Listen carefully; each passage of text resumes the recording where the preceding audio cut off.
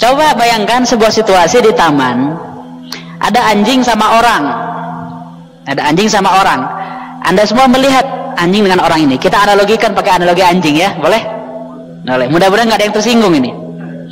Kita analogikan dengan anjing dan orang. Adegannya itu Anda melihat, ini ada orang sedang digigit oleh anjing. Sedang dianiaya oleh anjing. Kira-kira siapa yang akan Anda bela? Jam 12 siang. Jam 12 siang di taman ada orang yang lagi digigit oleh anjing, dianiaya oleh anjing. Siapa yang akan Anda bela? Hah? Orang.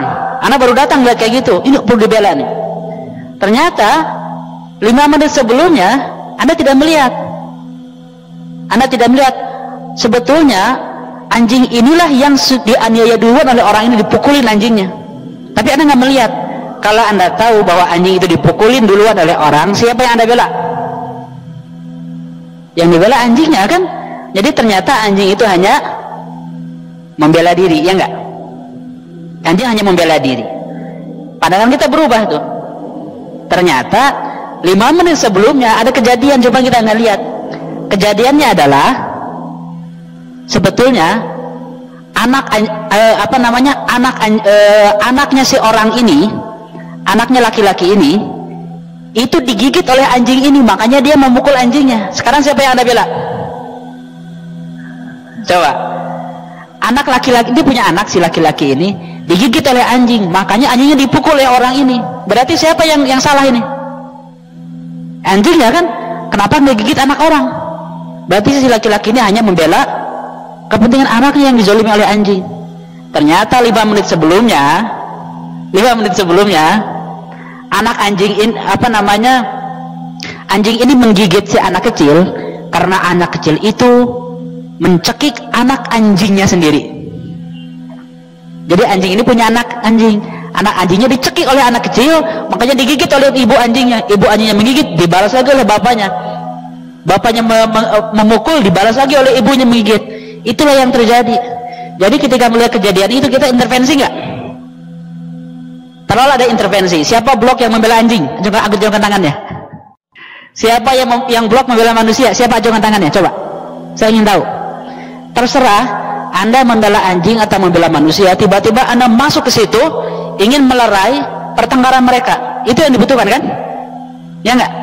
Yang penting terserah siapa yang salah. Yang penting anjing dan manusia itu jangan berantem. Kita lerai. Setelah kita lerai, udah beres, udah jangan pukul anjing itu, kasihan. Anjing, jangan gigit manusia ini. Dipegangin anjingnya. Setelah kita capek-capek kayak gitu, tiba-tiba ada di belakang orang ngomong kayak gini, cut, ulangi lagi adegannya. Ternyata mereka lagi main film. Apa yang Anda lakukan kira-kira? Nah, sahabat-sahabat, saya hanya ingin mengilustrasikan, kira-kira itulah kondisi geopolitik yang sedang terjadi. Anda semua, kita semua membaca berita-berita dari CNN, dari BBC, itu kata siapa? Itu kata siapa? Kalau kita serius ingin membela humanity, hak asasi manusia, human right, membela orang yang terjajah, dari kemarin itu, bertahun-tahun yang lalu itu ada Muslim Uighur di Cina, di Xinjiang, nggak ada yang membela itu. Puluhan tahun yang lalu ada Muslim di Palestina, puluhan tahun negara ini dijajah, hilang daerahnya, dibom, bukan hanya dibom, dianiaya, diperkosa, diusir, dirampas, nggak ada yang membela. Jadi sebetulnya umat manusia itu sedang membela orang yang terzolimi atau sedang membela kepentingan negara tertentu. Nah, itulah yang perlu diperhatikan, hati-hati. Jadi sahabat-sahabat, saya tidak sedang membela siapa-siapa. Saya ingin agar kita ketika melihat kondisi itu dengan ilmiah, agar kita memandang persoalan itu dengan tajam. Kalau kita paham persoalannya, kalau kita nggak paham persoalan, jangan-jangan seperti ilustrasi tadi, kita ikut campur pada lagi main film, lagi acting. Jangan-jangan seperti itu, kawan-kawan. Baik, ini kawan-kawan yang melihat di Instagram saya mungkin bisa switch ke Instagram Murobian, yang Murobian B-nya 2 ya, Murobians. Nanti di situ akan lebih lengkap, bisa melihat juga PowerPoint-nya. Karena kita akan segera memulai materinya. Saya close yang Instagram saya dulu.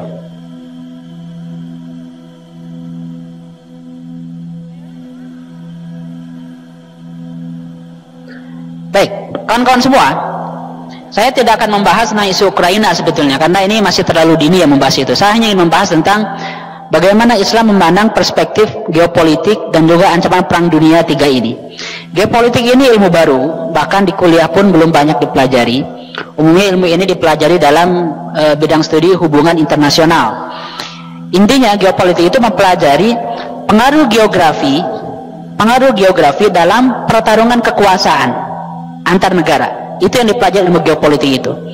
Karena ilmu ini baru, maka bidang kajian geopolitik itu umumnya memulai risetnya itu dari pengalaman 1,5 abad terakhir, dari awal-awal abad ke-20, yaitu di masa Perang Dunia I. Anda tahu, dalam Perang Dunia I itu dipicu oleh pembunuhan putra mahkota, lalu ada korban. Putra mahkota Austro-Hungaria itu dituduhlah separatis Serbia, Bosnia, ketika mereka bermusuhan. Nanti ketika itu diserang, ada negara lain ikut campur, Prancis ikutan, Inggris ikutan, akhirnya terjadilah Perang Dunia I. Perang Dunia I intinya hasilnya adalah Jerman kalah. Ketika Jerman kalah, balas dendam bertahun-tahun setelahnya muncul Perang Dunia II ketika Hitler mencaplok Polandia. Perang Dunia II berpengaruh sampai hari ini, karena ikutan dalam Perang Dunia itu hampir semua front di semua negara, tidak hanya di Eropa, bahkan juga di Jepang, di Asia Pasifik, Cina juga ikutan, dan Kanada juga ikutan, seluruh dunia ikutan. Makanya disebut Perang Dunia II yang menelan korban 50-70 juta. Nah, pengalaman Perang Dunia I, Perang Dunia inilah yang dipelajari oleh para ulama, para ilmuwan, para pemikir menjadi konsep yang namanya geopolitik. Secara umum, geopolitik itu ada 3 tahapan, 3 cara berpikir geopolitik. Ada yang namanya tradisi geopolitik, klasikal, dan modern geopolitik. Ini panjang, akan saya lewat-lewat, saya hanya mengenalkan saja, karena pembahasan kita adalah bagaimana Islam memandang perspektif permasalahan ini. Itu yang akan saya bahas. Intinya, pemikiran geopolitik itu berlandaskan sudut pandang bahwa manusia itu sering bertengkar, berantem untuk bertahan hidup. Dengan teori evolusi mereka bertahan hidup, karena makanan itu langka, maka negara kalau ingin survive, maka dia perlu mencaplok negara yang lain. Itu pandangan utamanya, landasan pandangan geopolitik itu. Itu terlihat di bagaimana penjajahan Prancis terhadap Afrika, Asia, penjajahan Inggris terhadap seluruh dunia. Jadi negara-negara yang punya pandangan seperti ini, negara-negara yang punya pandangan hidup itu perlu bertahan dengan cara mengalahkan yang lain, maka cenderung negeri-negeri tersebut mencaplok negeri tetangganya. Jadi tidak ada tuh yang namanya membela kemanusiaan, hak asasi manusia, membela perempuan, membela orang-orang yang lemah. Enggak ada. Dalam sejarahnya, ketika ada sebuah negara mencaplok negara lain, dibela oleh negara yang mendukungnya, itu semuanya itu penuh dengan ketamakan, penuh dengan keserakahan. Jangan sampai kita ikut-ikutan atas sebuah konflik, atas sebuah isu yang kita tidak mengerti itu untuk siapa. Saya ingin menjelaskan dulu ya. Secara umum bagaimana sih mereka itu bergerak? Ada banyak para pemikir geopolitik di awal-awal abad ke-20. Ada Razzel, ada Klein, ada Alfred Mahan, ada Mackinder, ada Spikeman. Yang paling menarik, yang banyak digunakan teorinya itu adalah teorinya Mackinder. Ini adalah pemikir dari Inggris. Dia bilang gini, ini adalah teritori yang paling panas, disebutnya itu inner atau marginal crescent, sabit dalam. Artinya gini, dia punya teori, dunia itu andaikan dibagi menjadi bagian-bagian tersambung, maka bisa dilihat seperti lingkaran-lingkaran, ring. Lingkaran terdalam, lingkaran luar, lingkaran luar lagi. Yang paling dalam ini namanya pivot area. Daerah inilah daerah yang paling terlindungi, karena daerah utaranya, lihat, daerah utaranya ini ada IC, itu dingin atau panas itu? Dingin, dia kutub, daerah kutub. Daerah utara ini tidak bisa dimasuki oleh tentara dalam jumlah yang masif, karena penuh dengan salju dan jalurnya jauh, keburu habis bensin kan, mahal juga jauh ke situ. Sehingga negeri yang tinggal di daerah pivot area ini relatif aman dari serangan orang-orang di utara. Sedangkan di selatan ini penuh dengan daerah-daerah yang padat. Lihat, ini daerah mana pivot area ini? Daerah Rusia kan? Daerah Rusia yang warna hijau itu. Di bawahnya disebut dengan sabit dalam. Daerah inilah dari mulai paling barat nih. Paling barat ini daerah Yunani, Eropa Timur, Polandia. Eropa Timur itu Ukraina, Belarusia hari ini, termasuk Georgia, Rusia Selatan, Turki masuk. Ke tengah lagi, ini gambarnya kurang gede ya. Ke tengah lagi ini masuk dari mulai Eropa Timur, ini masuk ke daerah Turki, Mesir, masuk ke Jazirah Arab ke bawah. Nah, inilah daerah yang paling diperebutkan, disebutnya sabit dalam. Di daerah inilah biasanya negeri-negeri besar ingin menancapkan pengaruhnya. Dari zaman dulu, dari zaman siapa? Alexander the Great. Alexander the Great itu orang mana? Ada yang pernah mengenal ceritanya? Orang mana dia? Orang Yunani kan? Alexander the Great itu orang Yunani. Ketika dia mengekspansi berangkat dari Yunani menyeberang ke sini, ke Mesir.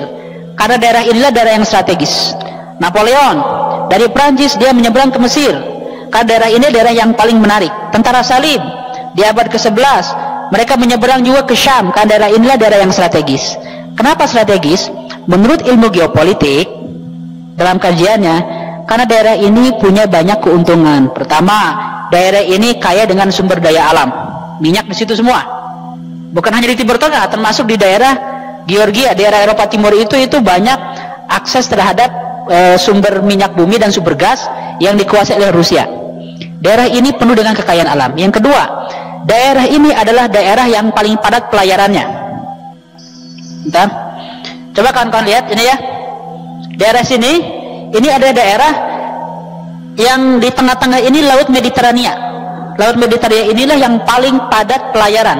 Jadi kalau orang mau dagang di zaman dulu, di zaman Italia ketika berkuasa, pelayaran-pelayaran dari Venesia, dari Genoa, dari Sisilia, mereka dagang lewat sini.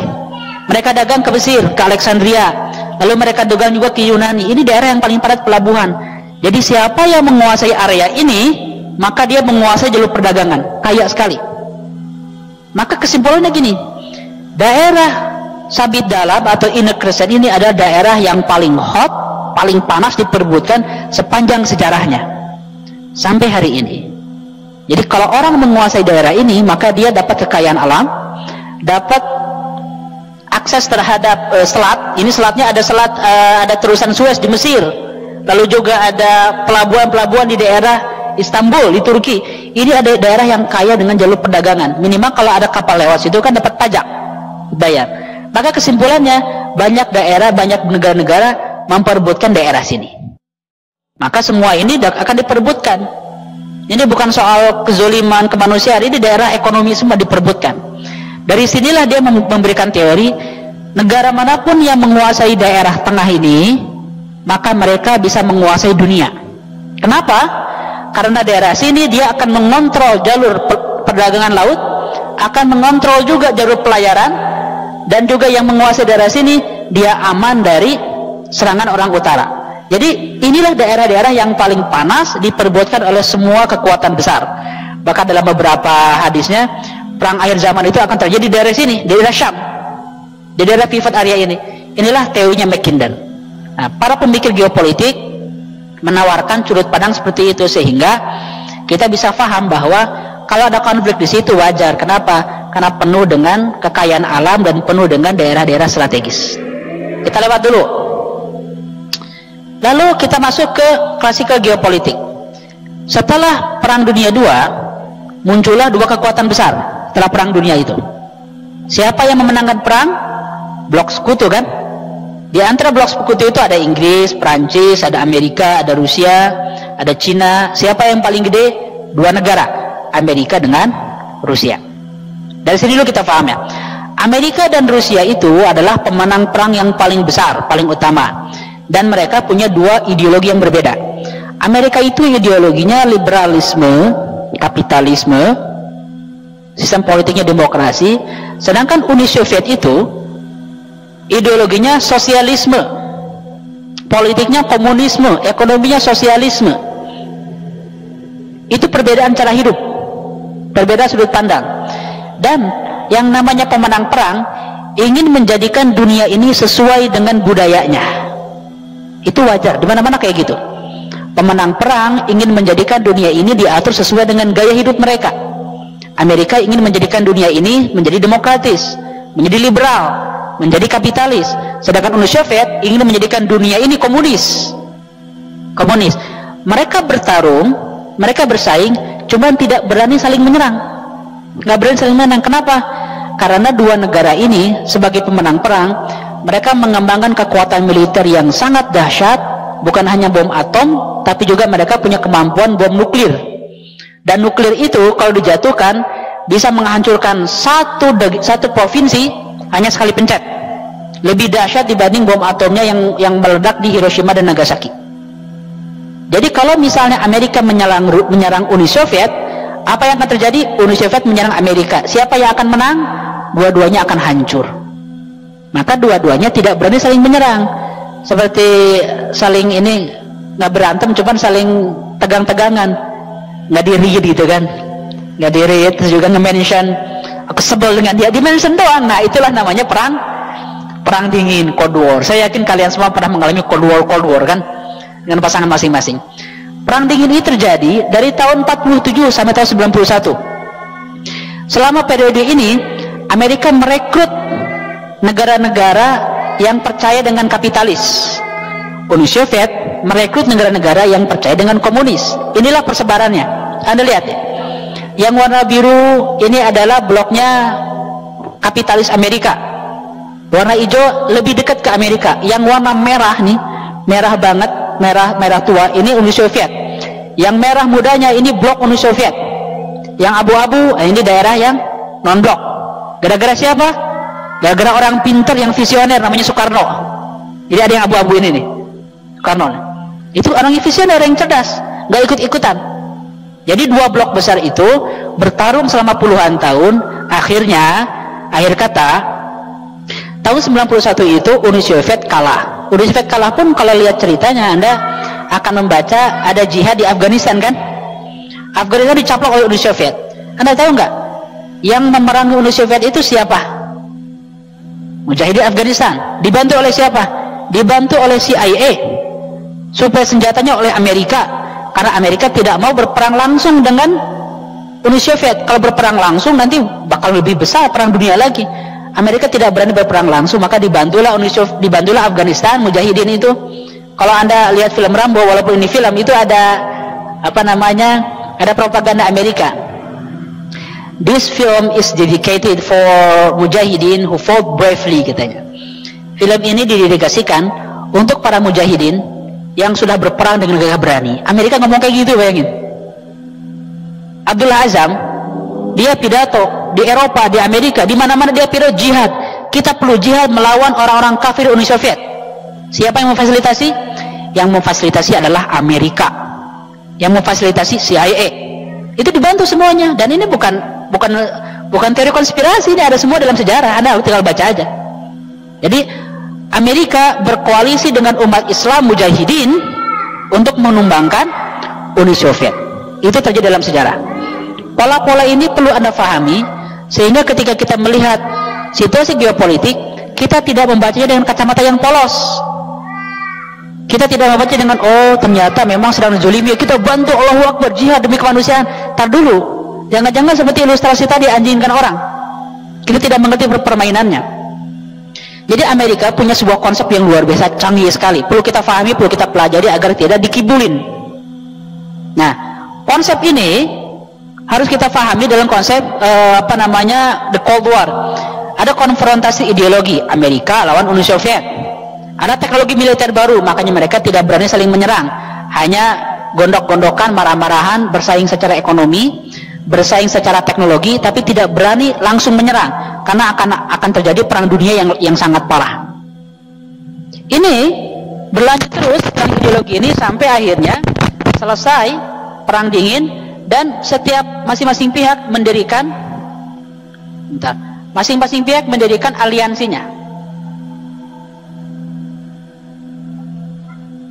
Aliansi ini adalah aliansi-aliansi yang dibuat untuk memperkuat blok masing-masing. Amerika bikin aliansi namanya NATO, North America Treaty Organization. Jadi kesepakatan Amerika Utara, organisasi kesepakatan Amerika Utara. Ada member-membernya. Uni Soviet bikin lagi namanya Pakta Warsawa tahun 1955. Mereka memiliki blok-blok militer. Ini di antara negara-negaranya ya. Nih, ada 30 member. 12 member utamanya ada Belgia, ada Kanada, Prancis, Irlandia, Italia, Luksemburg, Ukraina nggak ada di sini. Ukraina saat itu masih menjadi bagian dari Uni Soviet. Ukraina itu masih satu bagian dengan Uni Soviet. Ukraina, Belarusia, karena Uni Soviet itu gede banget. Belum ada Rusia. Rusia bagian dari Uni Soviet. Sedangkan Uni Soviet membernya ada Albania, Bulgaria, Cekoslovakia. Sekarang Cekoslovakia itu dipecah menjadi Ceko dan Slovakia setelah merdeka dari Uni Soviet. Terus juga Jerman Timur. Jerman Timur bloknya Uni Soviet dulu. Mundur sekali, ekonominya jatuh, sedangkan Jerman Baratnya maju sekali. Tembok Berlinnya masih ada sekarang. Saya pernah ke sana ke tembok Berlin. Saya kira temboknya agung gitu kan, kayak tembok besar Cina. Taunya kayak tembok di pinggir tol penuh dengan coretan. Biasa aja, tapi marketingnya bagus. Hongaria, Polandia, dan Romania. Intinya, dalam sejarah kita perlu belajar, pernah terjadi loh, ada pertengkaran besar antara blok Amerika dengan blok Uni Soviet, yang seluruh dunia ini dibawa-bawa untuk ikutan, dibawa-bawa. Ayo kita bantu Amerika untuk membebaskan manusia menjadi demokratis. Kata Uni Soviet, mereka ini adalah para kapitalis yang ingin mencengkram kita. Yuk kita bebaskan manusia dari cengkraman kapitalis. Kita equality, kita harus komunis. Uni Soviet pun merekrut. Dua kekuatan ini bertarung terus, kawan-kawan, bertarung terus mencari para pendukungnya. Dan banyak negara-negara terpedaya ikutan salah satu blok ini. Indonesia ngapain? Indonesia saat itu menciptakan satu teori baru, bahwa kita harus melakukan gerakan non-blok, tidak ikut blok Amerika ataupun tidak ikut blok Uni Soviet. Tapi pada akhirnya tetap terjadi perpecahan itu, sehingga inilah peta dunia yang kita lihat hari ini. Uni Sovietnya hancur tahun 91, pecah. Mujahidin Afghanistan menang. Negara-negara bekas pecahan Uni Soviet itu tinggal kecil-kecil. Yugoslavia pecah, lalu juga Cekoslovakia pecah menjadi Ceko dan Slovakia dan masuk menjadi bagian dari Uni Eropa. Yang tersisa hanyalah Rusia, itu pun masih gede. Nah sekarang setelah selesainya Perang Dunia II, Perang Dingin, kita masuk ke era baru. Era baru ini penuh dengan pola-pola baru dan dalam geopolitik yang perlu kita pahami. Pertama, di era baru itu, setelah tahun 91 sampai detik ini, ada negara-negara yang bermimpi ingin menjadi penguasa dunia sampai hari kiamat. Sampai hari kiamat. Yang namanya visi imperium. Siapa aja? Yaitu negara-negara yang memiliki kekuatan militer dan memiliki kekuatan untuk mengerahkan militernya dan memiliki obsesi, hasrat, syahwat untuk berkuasa. Tidak semua negara punya kemampuan ini. Brunei nggak punya. Malaysia, enggak banget Malaysia kan? Lucu Malaysia kan? Apalagi Bangladesh enggak. Tapi Amerika punya obsesi ini. Rusia punya obsesi ini. Negara-negara seperti inilah negara yang berpeluang membuat kerusakan di muka bumi. Ifsad fil ardi. Kerusakan di muka bumi. Ya jangan diikutin yang kayak gitu. Jangan boleh terpropaganda kita. Lalu lewat ya. Kita pelajari satu negara dulu. Negara Amerika ini adalah penguasa dunia sejak tahun 91, menjadi penguasa tunggal sampai detik ini, walaupun kekuatan mereka makin berkurang. Coba kita lihat awal-awalnya kekuatan Amerika. Ini terbaca nggak? Nggak ya, nggak terbaca ya. Ini adalah Arsenal, tahu Arsenal nggak? Tahu? Arsenal itu bukan pemain bola, gudang senjata Arsenal ya. Kan logonya itu kan meriam. Ini Arsenal, gudang senjata yang paling banyak ya. Rusia, Amerika, Prancis, Cina, UK, Pakistan, India, Israel, North Korea. Indonesia belum ada di sini. Anggaran Pak Prabowo-nya belum di ACC. Belum di ACC ini. Jadi kekuatan mereka ini, walaupun tidak perang, menambah terus kekuatan perang untuk mengantisipasi agar mereka selalu bisa menguasai dunia ini. Bahkan Amerika itu, saking ingin berkuasanya, memastikan dia memiliki kaki tangan di berbagai belahan dunia. Coba Anda lihat negara-negara ini, biar Anda bisa paham bahwa kebijakan negara tersebut tidak akan jauh dari Amerika. Kalaupun ada hal-hal yang kira-kira kayak keras, jangan-jangan lagi acting drama atau kerasnya pun nggak keras-keras banget, ingin menarik simpati. Slide berikutnya Anda akan kaget. Lihat, ini adalah blok Amerika. Anda tahu ini bendera apa? Yang paling sana? Spanyol. Terus mana lagi? Cappuccino kan? Itali. Terus Prancis, Inggris, United Kingdom, Inggris dan Skotlandia. Lalu Jerman. Yang paling sini bendera apa itu? Turki. Turki lah misalnya teladan kita untuk mengalahkan Amerika. Enggak gitu-gitu amat. Turki itu adalah blok Amerika. Blok Amerika, Anda ngerti? Anda tahu nggak ini data ini misalnya? Turki itu blok Amerika. Ya kalau pemimpin ingin menentang Amerika, kadang-kadang gimmick lah. Ada peran untuk tidak selalu tunduk ke Amerika, tapi secara umum kesepakatannya Turki itu bloknya Amerika. Di Timur Tengah, Amerika punya aliansi, termasuk Israel. Jadi kalau kita misalnya dalam isu Palestina, kita perlu meminta Amerika sebagai penengah dalam isu-isu Palestina Israel. Orang yang tidak paham geopolitik itu, ya jelas Amerika akan memihak Israel karena Amerika adalah pendukung utama Israel dengan aliansinya ini. Termasuk di Asia Timur dan Asia Tenggara, Korea, Amonseo itu kan, Amosmida, ini Amerika banget. Jepang, Thailand, Australia. Jadi kehadiran militer Amerika itu disebar di mana-mana untuk memastikan bahwa tidak ada yang berani mengganggu Amerika. Dan Amerika punya strategi. Strategi Amerika adalah ini. Anda pernah dengar nggak kata ini? Dalam bahasa Belanda apa istilahnya? Divide et impera, divide and rule. Mazik tasud dalam bahasa Arabnya. Pecah-pecahlah negara lain dunia itu, maka Anda akan memimpin. Ini adalah strategi Amerika yang bisa kita baca sejak Perang Dunia I, Perang Dunia II, dalam perang dingin, Cold War, sampai hari ini. Jadi kalau kita melihat sekarang kondisi geopolitik baru, jangan pernah lupa dengan hal ini. Lo lihat aja kan, biasanya kita netizen yang budiman ikut-ikutan yang lagi tren, yang lagi rame, hashtag Save Ukraine. Iya betul, kita membela orang yang terzalimi, itu prinsip Islam. Tapi jangan sampai kita membela itu karena di drive oleh Amerika, itu aja. Kita juga menentang aneksasi asing Rusia terhadap negara manapun, kita tentang itu.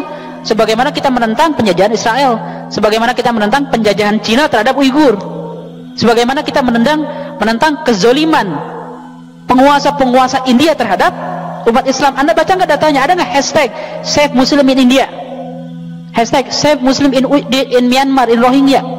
Tertutup semuanya. Atau Save Toa Masjid.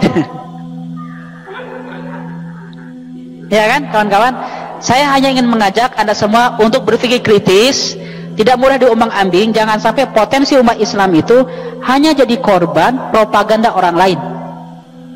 Ini Amerika ya.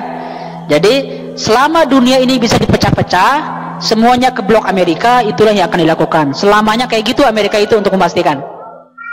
Dan Amerika inilah yang menjadi negara yang menjadi penyebab kehancuran Uni Soviet.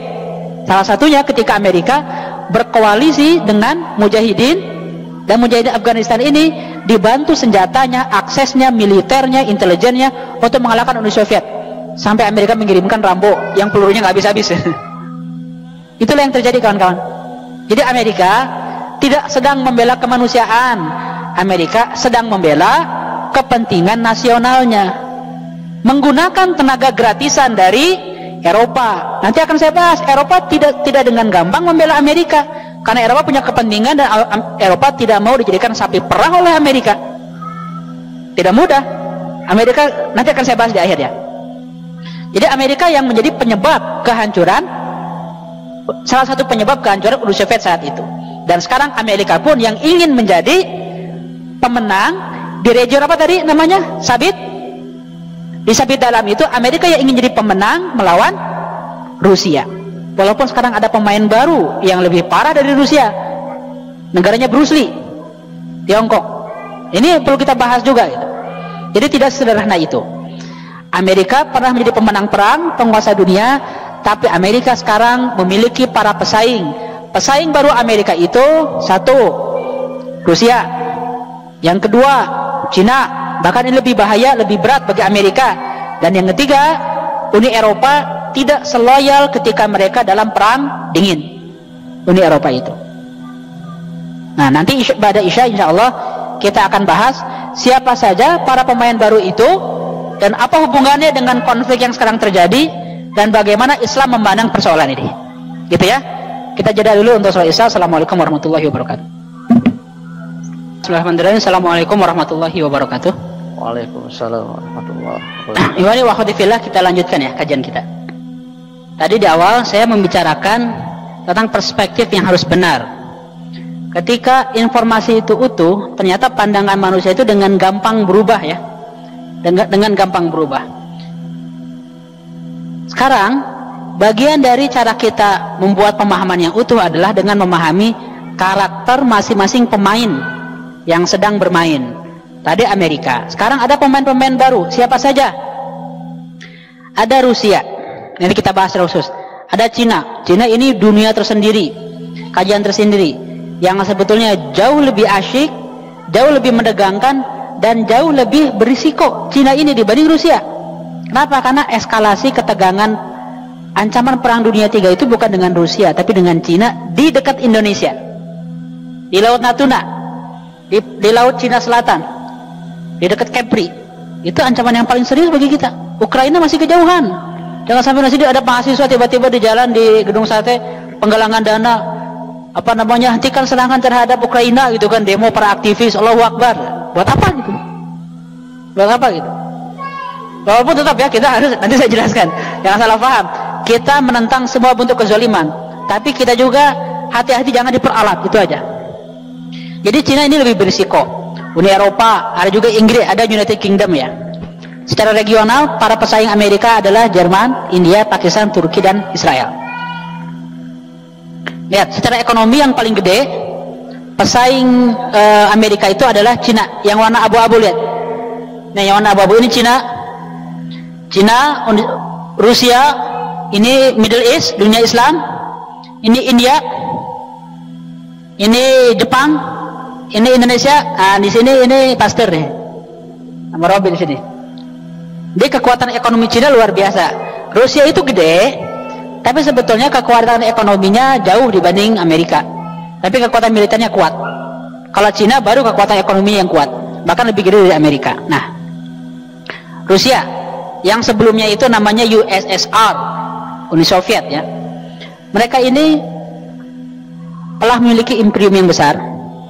Lalu hancur, imperiumnya berkeping-keping, dan mereka akhirnya pecah jadi negara-negara kecil. Setelah beres perang dingin, Rusia itu kembali bangkit karena memiliki seorang pemimpin yang jenius. Putin itu bukan sembarangan, bukan pengusaha biasa, bukan sekedar dari profesional. Dia ini tokoh utama intelijen, bayangkan. Siapa tokoh intelijen yang Anda tahu? Kalau dalam film siapa? Ethan Hawke, Ethan Hunt. Mission Impossible, siapa lagi? James Bond yang udah mati. James Bond, tokoh intelijen, siapa lagi kan? Vladimir Putin itu dia mantan petinggi KGB. KGB itu CIA-nya Rusia. Jadi mantan tokoh bin lah kalau di Indonesia itu ya. Dia menjadi presiden karena dia mengerti pengelolaan negara. Akhirnya dia berhasil mengembalikan Rusia dari awalnya negara yang kalah dalam perang, negara yang baru pecah, menjadi negara yang memiliki superpower lagi ekonominya, lalu membangun basis militer yang lebih kuat lagi. Jadi Rusia sekarang salah satu pesaing utama Amerika dalam dunia militer. Di area mana? Di area Timur Tengah, di Asia. Ini lihat petanya nih. Awalnya imperium Rusia itu, Tsar Rusia ini memiliki kekuasaan yang besar dari abad ke-15 sampai abad ke-18. Ini kekuasaannya luas sekali. Tapi lama kelamaan makin pecah, hanya tersisa Rusia yang modern. Tapi poin yang ingin saya sampaikan adalah ketika Anda melihat peta ini, nah ini peta ini, peta baru ini, sebetulnya ini garis konflik yang terjadi ini bukan hanya antara Rusia dengan Ukraina. Beberapa tahun yang lalu ada negeri Muslim yang kita mungkin tidak terlalu hingar-bingar di Indonesia itu. Negeri itu namanya Suriah, Syam. Mana penggalangan dana, mana gerakan untuk Suriah, mana tagar-tagar yang berdiri di mana-mana, yang tersebar di mana-mana. Suriah itu ketika mereka dibantai, warga Suriah ketika mereka dibantai oleh penguasa mereka Assad, negerinya porak-poranda hancur. Negara-negara besar intervensi di situ. Prancis masuk, Amerika masuk, Rusia masuk, Cina pun masuk. Cina masuk. Kenapa? Karena ada kepentingan di situ, konflik di situ. Konflik, bukan penjajahan, konflik aja. Lalu Rusia pun punya masalah dengan Georgia. Punya masalah dengan Georgia. Sekarang dengan Ukraina itu udah terjadi selama sebetulnya 15-20 tahun yang lalu. Ukraina itu dulunya bagian dari Uni Soviet. Tahun 91 pecah. Oke? Tahun 91 pecah. Ketika pecah, sebagian masyarakat Ukraina itu kan masih berbudaya Rusia, berbudaya Uni Soviet. Bahasa Ukraina dengan bahasa Rusia berbeda. Saya punya beberapa kawan orang Ukraina, dia bisa bahasa Rusia, tapi bahasa yang dia gunakan sehari-hari dengan ibunya, dengan keluarganya itu bahasa Ukraina, bukan bahasa Rusia. Tapi sebagian daerah di Ukraina itu, khususnya di daerah tenggaranya Ukraina, namanya Crimea. Di daerah Crimea itu mereka secara psikologi lebih dekat dengan Rusia dibanding dengan Ukraina Barat. Ukraina Barat, dua presiden sebelum sekarang itu pro Barat. Tapi Ukraina selama bertahun-tahun memelas-melas ingin masuk ke Uni Eropa, tapi tidak diizinkan oleh Uni Eropa. Kenapa coba? Ada yang tahu alasannya? Katanya kan membela Ukraina. Kasus antara Ukraina dengan Rusia itu sudah terjadi 20 tahunan. Sejak tahun 91 bahkan. Berarti sudah 30 tahunan. Udah lama terjadinya. Ukraina minta bantuan ke Uni Eropa, minta bantuan ke Amerika agar Ukraina bergabung ke Uni Eropa. Tapi nggak diterima oleh Uni Eropa. Tahu kan Uni Eropa itu tidak semua negara di benua Eropa bergabung dengan Uni Eropa. Tidak semua negara. Misalnya Kosovo nggak masuk, Bosnia nggak masuk, Belarusia nggak masuk. Tapi kalau Polandia masuk, Ceko masuk, yang daerah Eropa Timur, Yunani masuk. Karena menjadi bagian dari Uni Eropa artinya dia mendapatkan full support secara militer dari Amerika, dari NATO. Mendapatkan akses untuk pindah-pindah negara dengan bebas tanpa visa. Kalau Anda sudah dapat visa Schengen, maka Anda bisa keliling Eropa dengan gampang. Anda dapat visa Belanda, dari Belanda naik bus ke Belgia 3 jam, dari Belgia ke Paris 3 jam. Anda bisa mengelilingi 2 negara, 3 negara dalam sehari tanpa visa. Ongkosnya murah juga. Bisa mengelilingi 23 negara Eropa tanpa visa, bisa dagang, bisa bisnis. Anda pindah bulan depan, minggu depan Anda pindah menjadi penduduk Prancis, penduduk Belgia, bisa kalau Anda orang Yunani. Kalau Ukraina diterima menjadi bagian dari Uni Eropa, ada banyak sekali orang Ukraina yang hidupnya miskin akan hijrah ke Eropa. Ketika orang miskin hijrah ke Eropa, itu menjadi beban berat ekonomi bagi Uni Eropa. Mereka nggak mau. Itu satu. Yang kedua, kalau di Indonesia Anda kedinginan nggak di Bandung ini? Seger-seger aja kan? Bahkan haridang kan sekarang kan? Haridang di Bandung itu. Di Jakarta Anda butuh, di Jakarta, orang Jakarta, orang Makassar, orang Sumatera, di Medan yang panas gitu, Anda butuh ini nggak? Butuh penghangat ruangan nggak? Nggak ada yang butuh kan? Coba kalau di Eropa bulan Januari, bulan Desember, menggigil itu. Banyak orang-orang yang gelandangan, yang meninggal. Banyak gelandangan meninggal di luar sana, homeless, karena mereka beku kedinginan. Ketika musim dingin, parah sekali salju itu. Di Rusia bisa sampai, kalau di Rusia bisa sampai minus 30 derajat. Di Eropa, di Prancis, di Inggris atau di Belanda mungkin ya paling banter minus 7, minus 10 gitu. Kalau lagi minus 5 itu udah merah tangan itu, udah beku. Orang Eropa di musim dingin terjadinya setiap kapan? Akang Teteh? Setiap tahun kan? Setiap tahun.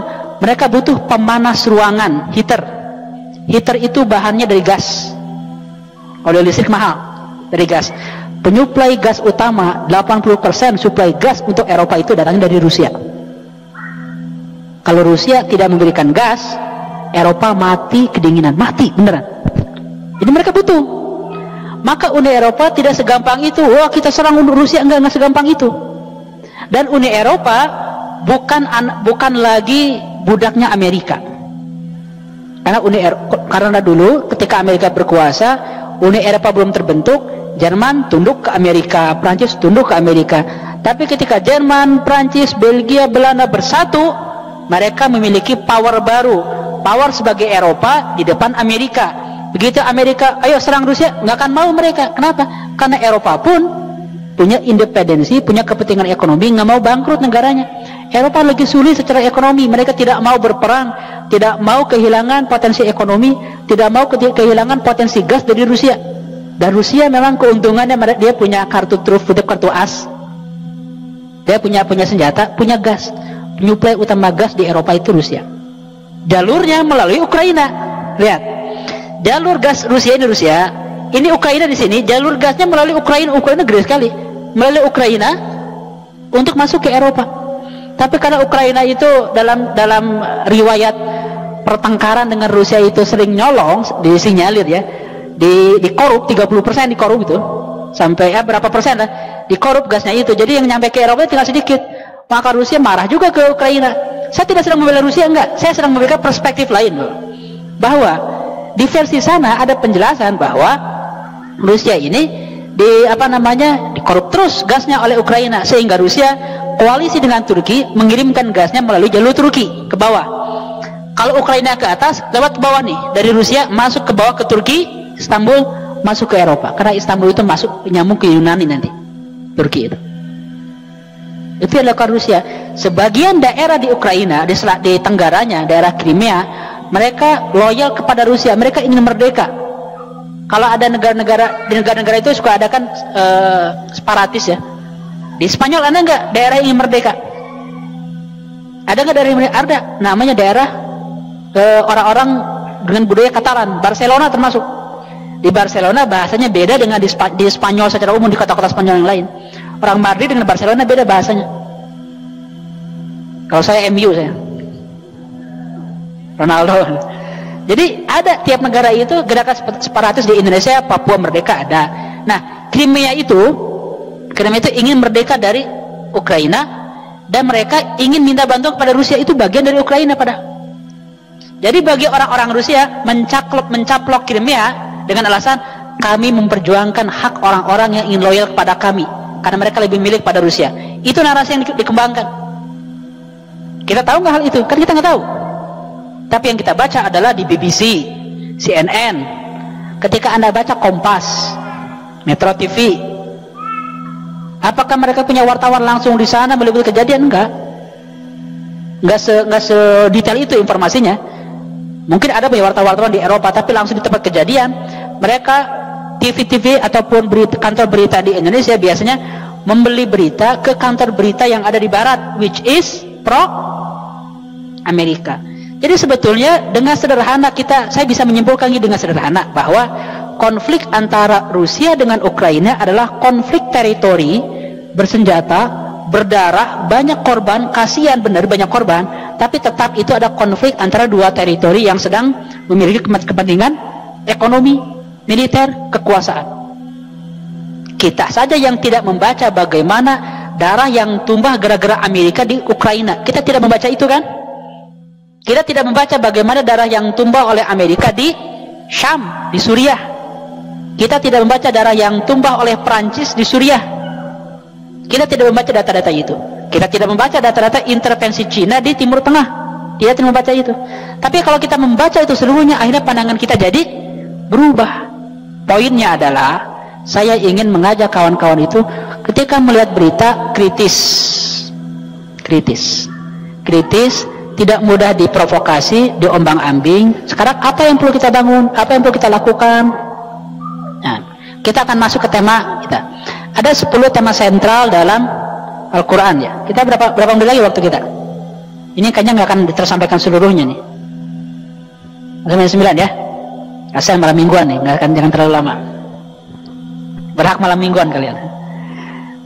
Nah, yang perlu kita lakukan sebagai pemuda-pemudi muslim itu adalah kita mendefinisikan kepentingan kita apa.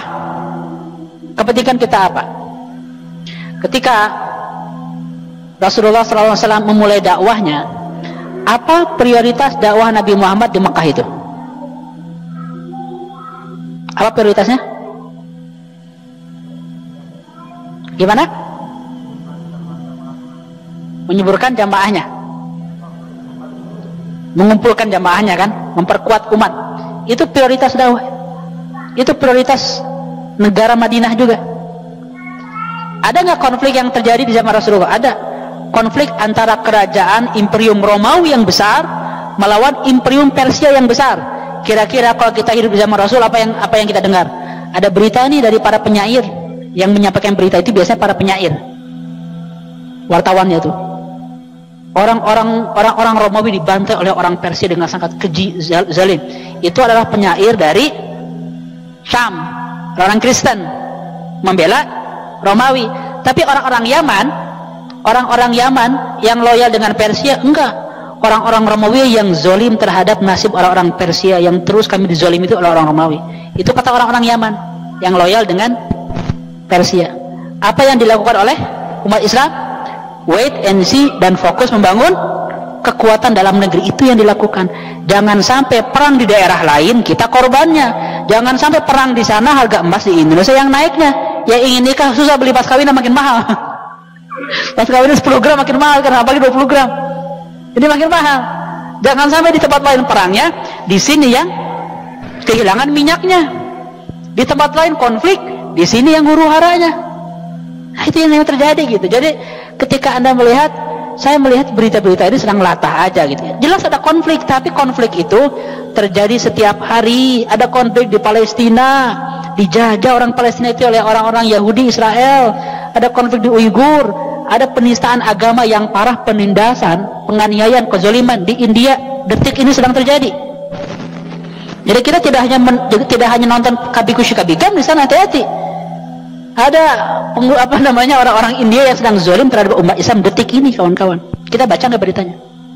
Cuman cara kita memandang persoalan itu di frame oleh pihak tertentu, sehingga kita, langkah kita, amal kita, infak kita, gerakan kita sesuai dengan keinginan orang-orang yang memberikan frame. Bukan gitu cara kita hidup itu. Rasulullah mengajarkan apa kepentingan kita. Nah, kalau kita melihat kepentingan, setiap zaman, setiap abad akan berbeda-beda, ya kan?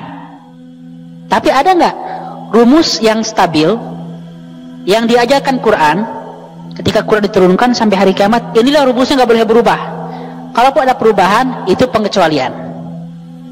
Bahkan di zaman Rasul ketika ada perubahan itu pengecualian, tapi rumusnya itu adalah ada apa yang diajarkan oleh Quran, apa yang dianjurkan oleh Rasulullah, kecuali dalam keadaan yang spesifik dikecualikan. Apa saja? Nah, ini ada 10 topik. Saya singkat-singkat aja ya. Pertama, tujuan negara. Tujuan negara tauhid, membuat kebaikan, salahul ummah, dakwah, dan jihad. Ini 4 tujuan negara. Jadi ketika kita melihat konflik-konflik dunia, tujuan kita fokus. Ini konflik ini mengantarkan kita pada tauhid enggak? Mengantarkan kita pada bangsa Indonesia yang makin sejahtera enggak? Kalau ikut-ikutan konflik negara lain membuat kita makin menderita, enggak ada gunanya. Jangankan kita yang jauh, Jerman, Belanda, Prancis itu ogah-ogahan ingin ikut dengan kebijakan sanksi ekonomi dari Amerika untuk Rusia. Kan sekarang Biden baru bikin peraturan, kebijakan ya. Rusia akan diberikan sanksi ekonomi. Kenapa nggak diperangi? Ya takut juga Amerika. Amerika itu sedang menghadapi musuh yang jauh lebih besar menurut mereka, yaitu Cina. Bangkrut Amerika itu oleh Cina sekarang. Ini ada masalah baru Rusia. Ini bukan prioritas sebetulnya. Amerika baru selesai menarik pasukannya dari Irak. Dan kalau ngomong Irak, Anda tahu nggak siapa yang mendukung pencaplokan Irak? Mendukung pencaplokan Amerika terhadap Irak? Siapa? Ukraina mendukung. Anda baca nggak data itu? Jadi yang mendukung, ayo Amerika serang Irak, itu Ukraina. Kita tidak membaca data itu kan? Hati-hati ya.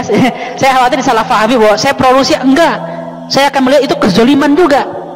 Tapi kezoliman itu terlalu banyak, kawan-kawan. Saya ingin garis bawahi ya. Karena hari ini zamannya memotong ceramah, di frame, viral, klarifikasi, podcast di kebuser kan, gitu polanya itu. Jadi saya menentang Muhammad Elefandi ini menentang aneksasi Rusia Vladimir Putin terhadap Ukraina yang menyebabkan banyak korban. Tapi saya tidak mau bangsa Indonesia ini dimanipulasi, dikibulin, ataupun hanya menjadi boneka bagi propaganda pihak tertentu yang punya kepentingan menggunakan tenaga kita. Karena itulah cara Amerika sejak zaman dulu. Musuhku adalah sahabatku. Kalau ingin berperang, jangan gunakan ongkos sendiri, suruh orang lain untuk berperang atas nama Anda dengan cara influencing negara Anda yang hebat, kampanye media Anda. Itu yang dilakukan oleh Amerika. Saya tidak ingin bangsa Indonesia, para pemuda ini lata ikut-ikut jadi korban. Energi Anda semua akan habis untuk ngurusin kasus ini, sedangkan ada isu-isu yang besar di depan mata yang dilupakan. IKN siapa yang ngurus? Siapa yang akan mengadvokasi masalah inilah ya? Ini masalah lain lagi tuh. Siapa yang ngurusin, yang mikirin utang itu? Tiba-tiba lagi Ukraina, udah deal utang 500 triliun. Coba bayangkan. Jangan sampai fokus, jangan sampai kepentingan bangsa teralihkan dengan isu-isu yang bukan prioritas bangsa ini. Kalau membuat kita sejahtera, tegak, tauhid, itulah.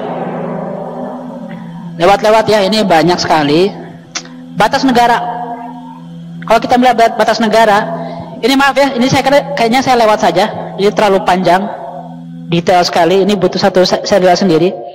Saya ingin menyimpulkan aja. Perjanjian ini masih panjang, teritori, perang, sebab perang, strategi kemenangan, akhlak perang, dampaknya aja saya ingin bicara. Kalau kita paham tentang isu geopolitik ini, kawan-kawan semua, kita bisa menentukan langkah-langkah ini. Kalau bagi pemimpin negara, sikapnya itu bijak, baik statement, baik itu kebijakan nasional resmi, itu bijak. Bagi para pengusaha, dia akan investasi, bisnis, membangun usaha yang paling pas dengan kondisi zaman. Hati-hati kripto tuh, orang-orang yang sedang main kripto, orang-orang yang sedang main kripto, di depan huru hara banyak orang-orang yang panik, tidak mau investasi di kripto. Di internet, bayangin di kripto itu kan, kalau internet nggak ada, apa yang terjadi? Internet nggak ada, apa yang terjadi gitu kan? Saya udah punya nih selfie saya 10 miliar gitu. Apa yang terjadi? Uangnya mau diambil di mana coba? Itu kalau Anda pengusaha, pandanglah geopolitik itu sebagai panduan Anda ingin bisnis usaha di bidang yang kayak gimana, yang konkret. Dan bisnis kapitalisme, bisnis finansial, bisnis yang maya itu hati-hati, karena sangat rapuh begitu ada kondisi perang, hilang semuanya itu. Makanya emas naik, kenapa? Karena orang ingin memilih yang konkret, logam emas. Bukan berarti besok tiba-tiba belanja emas semuanya. Itu ya. Bagi individu, dampak geopolitik, kalau Anda paham isu ini, sebagai individu Anda bisa mengerahkan energi potensi seorang muslim itu ke isu-isu yang lebih produktif bagi umat Islam, bagi agama ini. Berarti nggak dibela orang Ukraina, nggak bela dengan doa satu. Yang kedua, bela agar kezaliman ini bisa dihentikan di muka bumi ini. Yang ketiga, bela orang-orang yang lebih terzalimi dari mereka, yang selama ini sedang menderita, bukan menderita seminggu 2 minggu, sudah menderita puluhan tahun, tidak ada advokasinya, atau tidak populer, atau tidak menggema, atau tidak menjadi gerakan media internasional. Nah, pemuda muslim fokus ke situ, kawan-kawan, fokus ke situ. Jangan sampai energi kita terbuang-buang untuk sebuah perang yang bukan urusan kita. Jadi Kang Elefandi mengajarkan kita apatis? Enggak. Saya mengajarkan agar kita realistis dan fokus pada tujuan yang lebih berdampak bagi bangsa dan bagi umat di Indonesia. Ketika Rasulullah membangun dakwahnya, Rasulullah mendukung Persia atau mendukung Romawi? Hah? Mendukung Romawi Rasulullah itu. Kan ada Al-Quran ada kan? Dalam surat Ar-Rum, Qulubatir Rum fi adnal ardi wa hum min ba'di ghalabihim sayaglibun fi bid'i sinin. Romawi dikalahkan dan dalam beberapa tahun mereka akan menang lagi. Saat itulah umat Islam bahagia ketika Romawi menang. Karena secara kedekatan ideologis, Romawi lebih dekat dengan umat Islam dibanding Persia.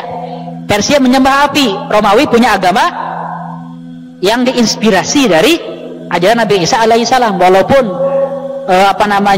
beda akidahnya, tapi lebih dekat dengan kita dibanding Majusi.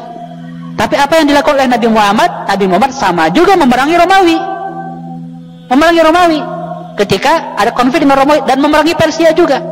Tapi itu terjadi kapan? Terjadi ketika umat Islam sudah menyelesaikan PR-nya di dalam negeri.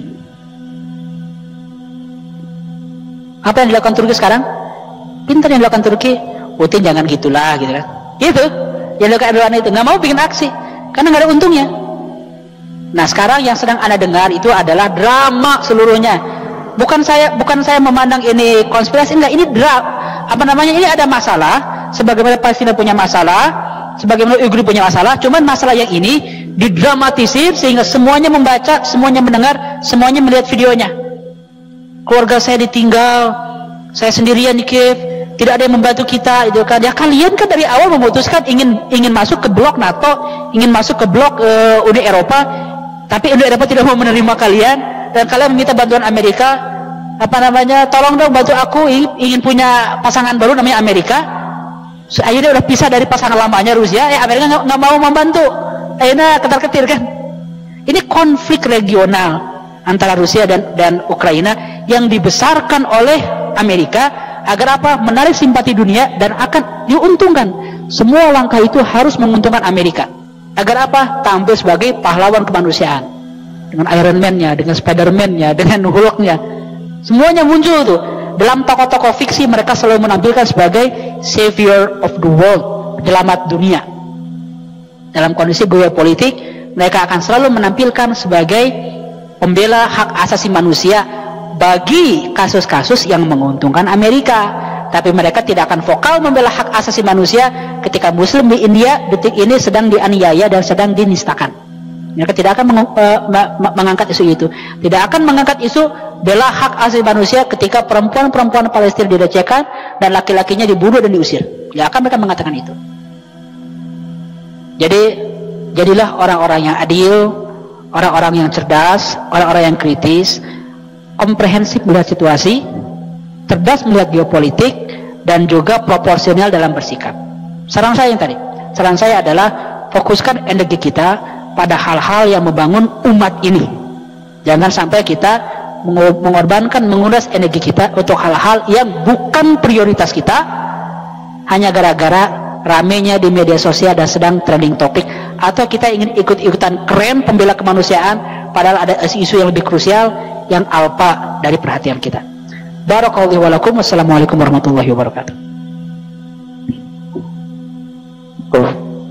Waalaikumsalam warahmatullahi wabarakatuh. Masya Allah, materi ini sangat membuka pandangan kita semua bahwa tidak semuanya tidak semuanya bisa semuanya bisa kita cerna, tapi tidak semuanya kita bisa ikut-ikutan itu, karena umat Islam sendiri punya agenda yang lebih penting gitu, karena saudara-saudara kita di Palestina, muslim-muslim di India juga itu masih terjajah gitu kan, dan kita harus memilih fokus yang perlu gitu supaya kita tidak terdistrak. Toh umat Islam ini kan ingin bersatu kembali gitu setelah banyak terpecah belah oleh isu-isu yang tidak terlalu penting gitu, dan inilah saatnya kita memfokuskan diri seperti itu. Nah, seperti yang sudah saya janjikan tadi akan ada sesi tanya jawab. Kita buka dulu untuk 3 penanya, baik dari ikhwan maupun akhwat. Apakah ada yang ingin bertanya? Oke, 1 dari sebelah kiri saya mungkin ada. Dari akhwat 1, dari ikhwan akan sebelah sana 1. Mungkin dari akan sebelah sini dulu ya. Kita berurutan. Ya, monggo. Bismillahirrahmanirrahim. Assalamualaikum warahmatullahi wabarakatuh. Nama saya Angga. Saya ingin mempertanyakan 2 hal. Yang pertama, saya tuh ini perihal Syekh Abdullah Azzam gitu, yang mujahidin di Afghanistan gitu. Apakah memang benar gitu, memang maksudnya tuh beliau benar-benar istilahnya tuh jihadnya tuh istilahnya mah bohongan gitu, istilahnya bukan karena untuk membela Islam, tapi kayak istilahnya bekerja sama gitu dengan Amerika hingga membuat ya istilahnya tuh Syekh Abdul Azzam itu ya melakukan pembatal keislaman gitu. Karena yang saya pelajari soal beliau kayak tidak ada tanda-tanda seperti yang antum bilang gitu, yang soal yang kerjasama antara Syekh Abdul Azzam sama Amerika gitu. Itu yang pertama, pertanyaan tentang Syekh Abdul Azzam. Yang kedua, apa namanya, tentang Amerika sama Rusia ya. Ya, ini saya